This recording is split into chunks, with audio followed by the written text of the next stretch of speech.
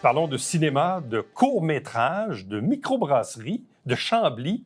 Tout ça dans la même entrevue avec notre invité Pascal Cloutier, qui est, oui, greffier dans la vie au municipal, mais il est auteur et aussi propriétaire, co-actionnaire de la microbrasserie Délire et Délices du côté de Chambly. Bonjour et bienvenue. Bonjour, merci de me recevoir. Bon, premièrement, petite parenthèse, la microbrasserie, ça existe depuis combien de temps? Qu'est-ce que c'est au juste? Qu'est-ce qui vous différencie des autres? La microbrasserie existe depuis 7 ans maintenant. C'est à Chambly, sur la rue Bourgogne. Cette microbrasserie-là, ce qu'elle a de particulier, c'est que toute la bière qu'on sert est faite sur place.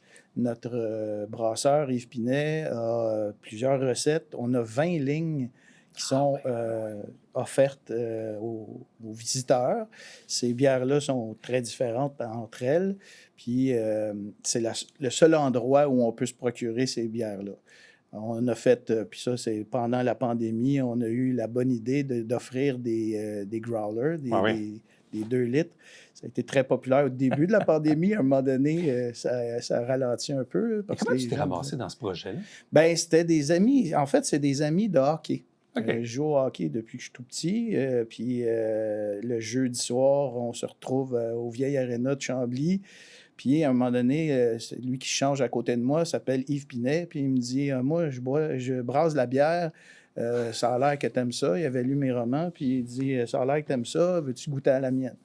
Dans ma tête, c'était non, pas un autre là, qui s'essaye. Mais elle était excellente. Puis, un peu plus tard, ben, Yves m'a dit je vais réaliser mon rêve d'ouvrir une microbrasserie. Ça te tente-tu d'embarquer?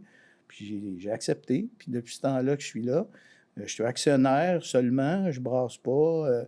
Je goûte la qualité, j'en fais mon affaire, mais c'est aussi tout l'aspect culturel qui est autour de la microbrasserie qui m'intéressait.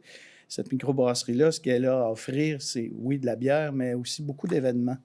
On est à la veille, justement, du festival de blues de la Montérégie. On a des spectacles à longueur d'année. Le blues en particulier, mais d'autres sortes de musique aussi, sans problème. Vraiment, on a des ententes avec des producteurs. On a un 2e étage où il y a une salle de spectacle d'une 100aine de places. On a des humoristes. On a une ligue d'improvisation cet été. C'est le 2e été qu'on a une ligue d'impro. On a des peintures sur les murs par des artistes de la région. On a fait des lancements de livres sur place. On a vraiment beaucoup d'activités. Puis, à un moment donné, juste avant la pandémie, justement, j'étais chroniqueur au Canada français en cinéma. Fait que au moment de la pandémie et depuis la pandémie, notre relation avec le cinéma est très, très différente. On peut choisir... Les goûts, ça ne se discute pas, là, mais on peut choisir ce qu'on veut en streaming, dans le confort de notre maison. Aller au cinéma, c'est maintenant une sortie. Puis c'est des films de plus en plus populaires qui touchent à tout le monde. Fait que, il y a une 20aine d'années, j'étais à Gatineau, là-bas, puis je suis allé dans un bar qui ressemble un peu au Délire et Délices, là, concept. Puis sur le menu des événements, il y avait un cinéparc. Ça m'a intrigué. J'ai demandé à la serveuse qu'est-ce qu'il y en était, puis elle m'a expliqué que durant la période estivale, il y avait la projection de films sur la terrasse. Hey, ça t'a allumé, là. Bien, là, je trouvais ça intéressant, puis je trouvais que c'était une maudite bonne idée. Là, avec l'ouverture de Délire et Délices, il y a eu d'autres choses aussi que j'ai apportées. Là, on a fait un rallye pédestre dans le vieux Chambly. On a accumulé les réalisations de production aussi, des spectacles et tout ça. Puis, à un moment donné, je me suis dit, bien, le 7e art n'a pas été abordé encore. Ce serait peut-être une bonne idée. Fait que j'ai repensé à mon bar de Gatineau en me disant, on va faire la même chose. Sauf que maintenant, puis depuis la pandémie, qu'on choisit ce qu'on veut voir au moment où on veut, selon nos goûts, bien là, je me disais, qu'est-ce qu'on n'a pas vu qui pourrait intéresser les gens? Puis, encore une fois, à cause de la Ligue de hockey, j'avais sur ma ligne... Toujours payant, les ligues de garage. Il ne faut pas sous-estimer ça. Tout à fait. Sur ma ligne, il y avait un joueur qui s'appelle Joey Lessard, qui est professeur de cinéma au Vieux-Montréal. Okay. Ce que je ne savais pas, c'était que c'était du cinéma d'animation. Fait que quand je me suis demandé qu'est-ce qu'on va projeter, qu'on n'a pas vu, l'idée m'est venue de dire des courts-métrages. J'ai demandé à Joey, il m'a envoyé le résultat de travail d'étudiants qui ont travaillé toute l'année. C'est vraiment un projet de fin d'année. J'ai été renversé par la qualité de tous ces petits films-là, autant en 2D qu'en 3D, qui durent 1 minute.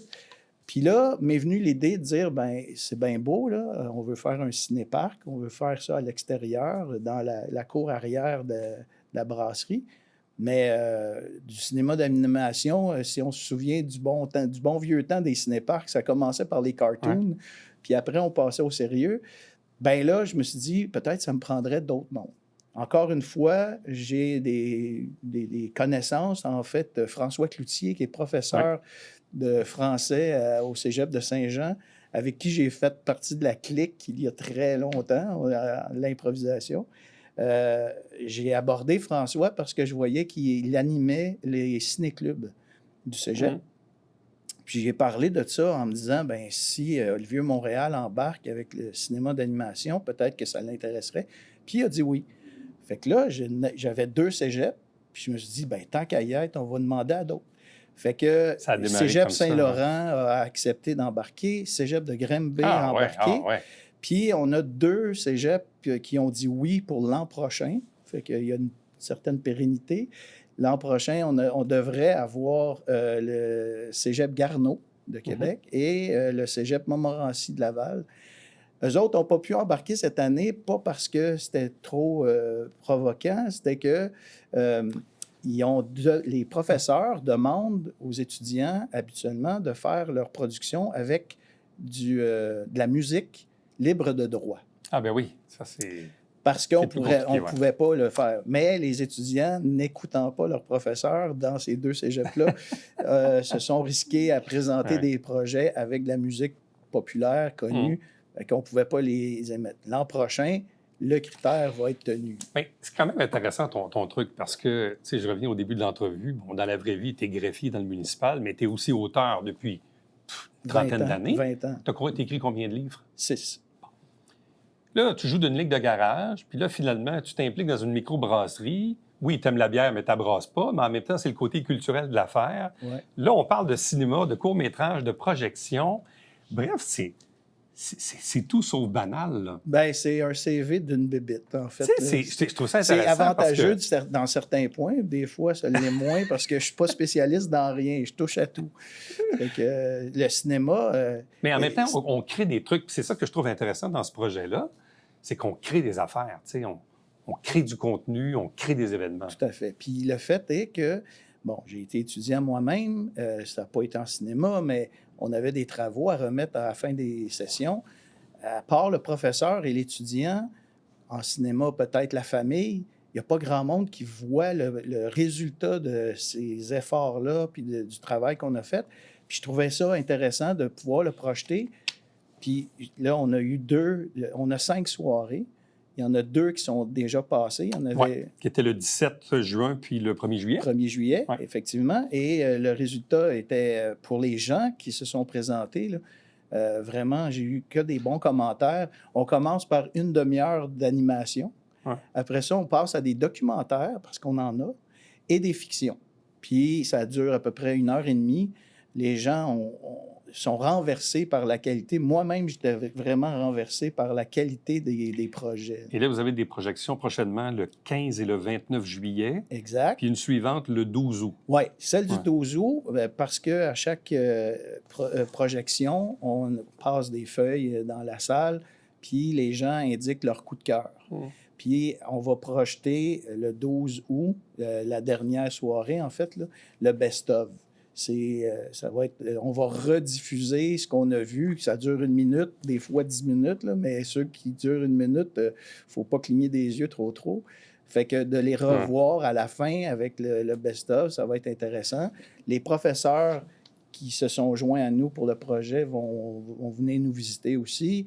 J'espère qu'à un moment donné, les réalisateurs vont se présenter aussi. Le Cégep de Saint-Jean, évidemment, c'est des gens de la région, mais à l'extérieur aussi, je connais des étudiants du Vieux-Montréal. Hier, d'ailleurs, il y avait un couple qui était là qui m'ont dit « Hey, on connaît la fille qui a fait la réalisation » et ils ne savaient pas qu'ils s'en venaient voir ça. Fait qu'on donne une autre vie à ces projets-là, puis les gens qui se présentent, il n'y en avait pas tant que ça la première soirée. Là ça se parle, puis ça grossit.